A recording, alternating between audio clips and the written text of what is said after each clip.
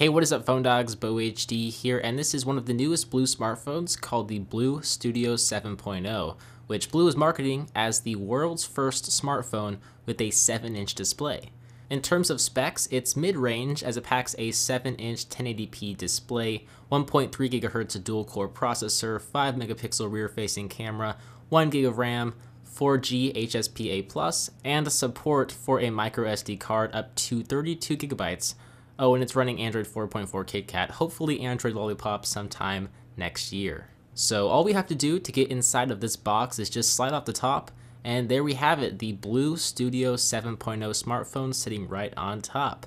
BLU even included a screen protector, which is always a plus, but I will put the phone itself off to the side for a moment, because underneath the phone we'll find a BLU user manual, which is pretty standard. BLU also included a little screen cloth cleaner to wipe off any smudges you might have on your phone. I haven't seen this before in a smartphone box, but leave it to BLU to include a wide array of accessories in each of their smartphone boxes. They also have included some headphones with support for a microphone so you can make and receive calls via the headset. There's also a standard micro USB charging cable in here and wall wart charger to charge the Studio 7.0. And that is basically all that is in this giant box. So if we take a look back at the Studio 7.0, first of all, this is a gigantic phone. It features a 7-inch display, and you'll really get a sense of just how big this phone is as I struggle to take off the plastic protective coating. One thing that I really do like about the design is that the front is clean and free of logos or any sort of branding. As you know, I'm definitely a fan of simplicity, and this is pretty darn simple. If we take a tour around the phone, we'll find nothing on the left-hand side, the power sleep on-off button and volume up and down controls on the right-hand side, the 3.5mm headphone jack up top, and micro USB charging port, and dual speaker ports down below. On the front of the Studio 7 is that large 7-inch 1080p display. There's a 2 megapixel front-facing camera under the call headset speaker, and really not much else since this phone uses software navigation buttons. On the back, we'll find a semi-protruding 5 megapixel rear-facing camera and flash with the BLU logo down below.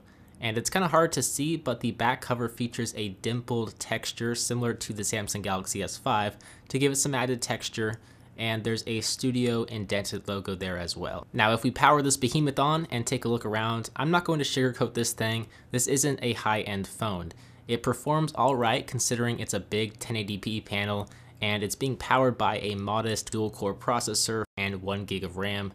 It works pretty well, but it's not going to be a speed beast by any means.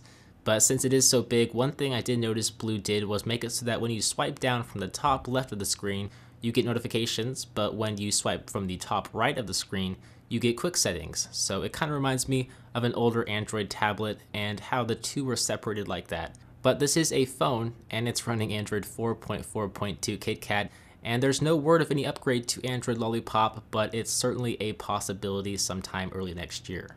So that is my first look and unboxing of the new BLU Studio 7.0 smartphone. What do you think of this device?